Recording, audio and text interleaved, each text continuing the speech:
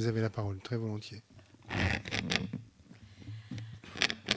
Bien, alors, à la suite de l'exposé de Madame Delpech, je souhaiterais revenir sur les pratiques incriminées par les victimes que l'association accompagne. Un classement sommaire en a été fait à partir des 600 demandes d'aide sur les critères de leur origine. Il conduit à distinguer 4 groupes. Le premier concerne les pratiques issues de courants millénaires, origines par exemple d'Asie, d'Amérique. À ce titre sont pointés le yoga, le chamanisme avec le recours à des substances hallucinogènes, la réflexiologie et les massages énergétiques. Le deuxième groupe se rapporte à des pratiques issues de courants de pensée philosophique, voire spirituelle, l'anthroposophie est dénoncée. La troisième catégorie regroupe des approches nées essentiellement au cours du XXe siècle, comme la kinésiologie, la nouvelle médecine du docteur Hammer, le décodage biologique des êtres vivants, la bioénergie. Enfin, le dernier groupe, de loin le plus important dans les constats de l'AFSI, concerne des méthodes psychothérapeutiques dont l'EMDR, le rebirth, l'analyse transactionnelle, les constellations familiales, la psychogénéalogie, la communication facilitée, l'art-thérapie, la PNL, la sophrologie. Alors cet énoncé est réducteur de l'offre du terrain. Celle-ci englobe d'une part les pratiques non conventionnelles à visée thérapeutique, PNCVT, désignées autrement par des termes de médecine alternative, douce ou encore complémentaire, et d'autre part la multitude de méthodes psychothérapeutiques dont certaines ont donné lieu à des évaluations scientifiques comme les psychothérapies psychanalytiques, les thérapies cognito-comportementales, les thérapies systémiques et les thérapies humanistes. Les appellations sont innombrables, de l'ordre ou supérieur à 400. Cette introduction sur des approches ayant dégénéré vers des dérives thérapeutiques, voire sectaires, est également réductrice de la réalité du terrain. Les thérapeutes, de manière générale, recourent à plusieurs outils pour mieux s'adapter à leurs clients. Les déviants, croisés par les victimes de l'association, ont dans la majorité des cas des pédigrés multicartes. Bien évidemment, ce constat et les observations qui l'accompagnent ne doivent pas discréditer l'ensemble des méthodes et pratiques auxquelles recourent de manière plus ou moins régulière un Français sur 4 dans le cas des pratiques non conventionnelles et 5 à 6 millions de personnes pour des suivis psychothérapeutiques. Alors, tous ces outils de la sphère psy, qui est en pleine ébullition, et de l'offre alternative, se caractérisent par des postulats et des principes fondateurs qui peuvent expliquer leur grande vulnérabilité et leur détournement comme un puissant levier d'emprise mentale. Ces postulats sont les suivants, postulats et fondements. L'individu est perçu dans une vision globale qui intègre sa dimension physique, émotionnelle, mentale, voire vibratoire. Les violents chocs émotionnels vécus sont enfouis dans l'inconscient par déclenchement de mécanismes de défense et de protection de l'équilibre physique et psychique de la personne. L'inconscient ne ment jamais et il convient d'établir un lien avec le conscient. À la vérité de l'inconscient s'ajoute la mémoire du corps, reflet de notre histoire individuelle, familiale et collective, support de nos sensations et de nos expériences. Il réagit au traumatisme refoulé et il génère la maladie, le mal-être, des baisses d'énergie, des tensions. Le corps livre un langage décryptable et décodable. Les prises en charge proposées vont du travail sur les centres énergétiques, dont les chakras, la purification émotionnelle par l'identification des blessures de l'enfance, la libération des mémoires internes, familiales, héréditaires, par repérage de vécus négatifs ou encore la résurgence des souvenirs enfouis comme moyen d'auto-guérison des blessures. Leur dévouement à des fins aliénantes est dans la posture même du thérapeute, une position de toute puissance usant de la force de suggestion et de persuasion dans l'adhésion à la solution pour guérir, l'injonction de rupture avec la famille, l'embrigadement par la théorie sacralisée qui explique tout et marche à tous les coups, l'atteinte à l'intégrité psychique du patient par des intrusions violentes dans la psyché du patient, l'instauration enfin d'une relation dominante, exclusive, conférant au patient le statut d'objet dans une dépendance aliénante. La montée en charge des activités de l'AFSI dans l'accompagnement de situations douloureuses et dévastatrices traduit, nous semble-t-il, une montée du péril des dérives de caractère sectaire à partir du dévoiement des méthodes, dont celle du soin psychothérapeutique, de la banalisation et de l'envahissement de pratiques non éprouvées. Son impact mal maîtrisé sur la population pose un problème de santé publique et plus globalement de la protection de l'individu face au risque de l'aliénation et de la confiscation de ses libertés. Alors, ce contexte s'explique par des facteurs qu'il favorise. Le terreau est favorable.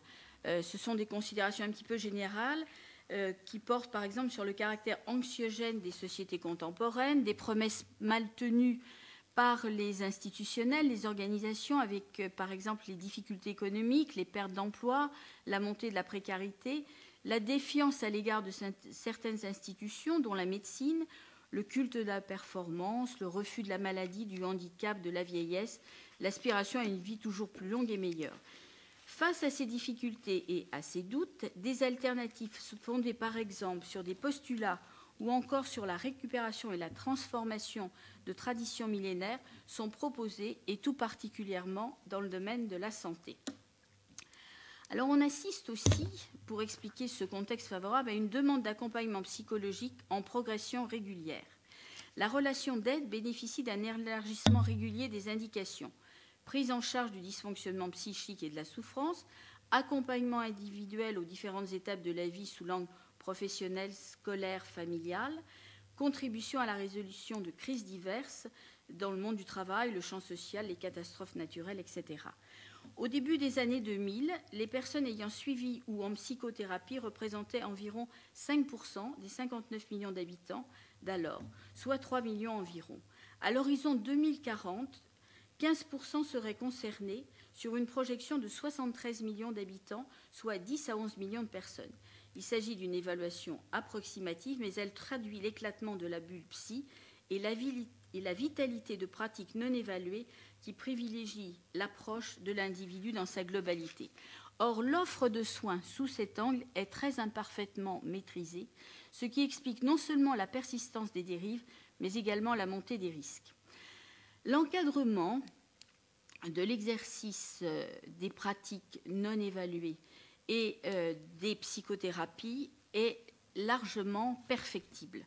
Alors, par rapport déjà aux professionnels du soin thérapeutique, 4 catégories, comme l'a dit Madame Delpech, se côtoient et se mélangent pour un effectif de psychothérapeutes d'environ 15 000 praticiens. On a des médecins titulaires d'un doctorat en médecine, notamment dans la discipline psychiatrique, les psychologues qui sont formés sur les bancs des facultés de sciences humaines, les psychanalystes qui bénéficient d'un encadrement et d'une régulation par leurs pairs, et enfin les professionnels autorisés ou non à se prévaloir du titre de psychothérapeute en application des dispositions de l'amendement dit Accoyer, complété par la loi hospitalière et le décret d'application de 2010.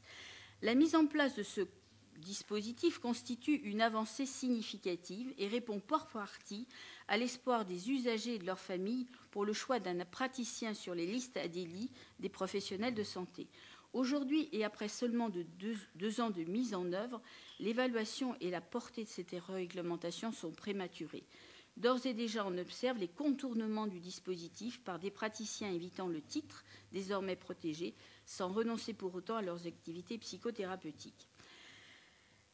Ce contexte aussi s'illustre par des formations très largement ou très insuffisamment encadrées.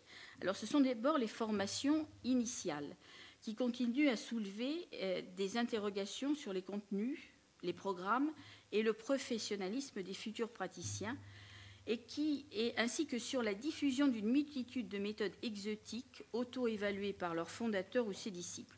On relève dans ce secteur l'utilisation abusive de termes comme celui d'université, de faculté libre, d'institut supérieur, au nom du principe de liberté reconnu par la loi du 12 juillet 1872 relative à l'enseignement supérieur.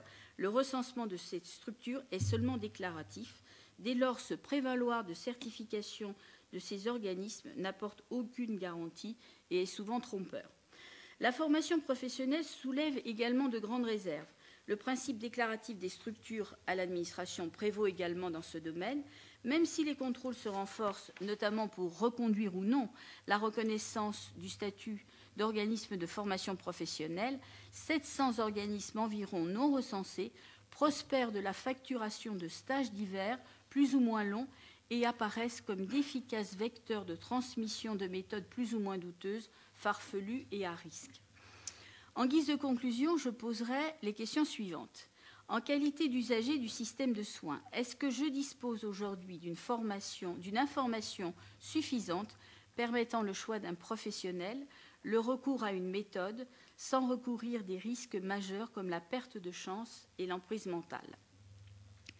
Depuis plusieurs années, sont publiés, à l'initiative notamment de la Miviludes, des guides pédagogiques diffusés par la Document française et consultables sur le site de la mission. Le dernier en date concerne la santé et les dérives sectaires et vise à la fois les professionnels et le grand public.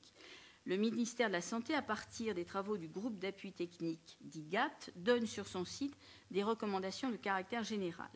Les médias régulièrement relaient le déroulement de procès ou traitent plus globalement d'événements autour de l'offre thérapeutique non conventionnelle.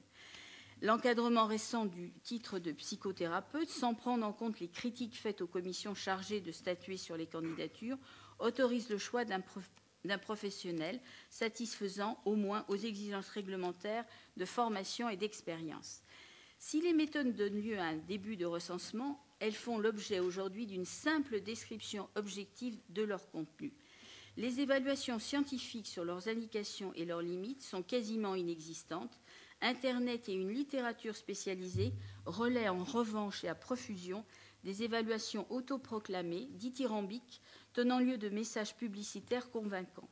Cette lacune est particulièrement préjudiciable pour le grand public, mais également pour le monde professionnel. Si la sécurité dans le recours aux psychothérapies est améliorée, avec la protection du titre de psychothérapeute, accompagnée de sanctions d'ailleurs en cas d'usurpation caractérisée, l'évaluation d'une méthode est nécessaire, ainsi que des règles d'exercice des pratiques. Une réflexion pourrait être engagée sur l'opportunité d'un exercice illégal, à l'instar d'autres professions de santé réglementées. Victime directe ou indirecte, pourrais-je auprès de l'administration ou des instances judiciaires faire prendre en compte mon préjudice et la spécificité du contexte dans lequel il s'est produit? Les actions de sensibilisation et de formation des agents publics sont au nombre des missions de la Miviludes. Celles-ci sont également réalisées par des associations de défense sous forme de colloques en particulier. Il apparaît toutefois que, suivant les secteurs, le degré de sensibilisation au sein de l'administration et des services de justice soit inégal, retardant le déclenchement d'actions appropriées à la dangerosité des situations. L'organisation de programmes pérennes de formation sur l'ensemble du territoire permettrait de corriger cette lacune et de démultiplier l'efficacité des actions de sensibilisation. De même, l'observation du phénomène et l'engagement d'actions coordonnées par l'administration divergent sur le territoire en fonction du degré de priorité accordé localement à ce dossier. Les commissions préfectorales chargées de la violence urbaine, de la lutte contre la toxicomanie, de la violence faite aux femmes et de la lutte contre les dérives sectaires sont irrégulièrement convoquées. Or, la coordination et la coopération des services de l'État sont essentielles dans la maîtrise des conduites à risque et elles doivent par ailleurs être identifiées, même s'il est vrai que d'autres cadres de travail le permettent.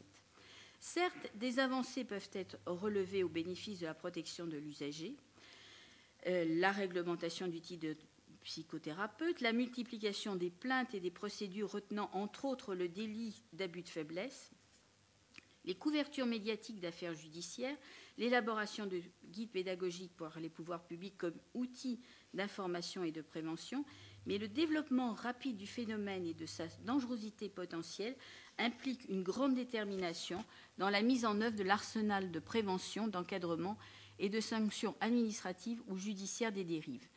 Les lacunes pointées dans l'évaluation des méthodes, l'élaboration de bonnes pratiques et des règles éthiques partagées devraient être traitées sans délai et avec obstination. Enfin, les associations pour leur mission auprès de défense des victimes et d'aide à la réinsertion devraient pouvoir compter sur un renforcement de leurs moyens d'action, y compris financiers, eu égard à des sollicitations en augmentation. Voilà. Merci, mesdames.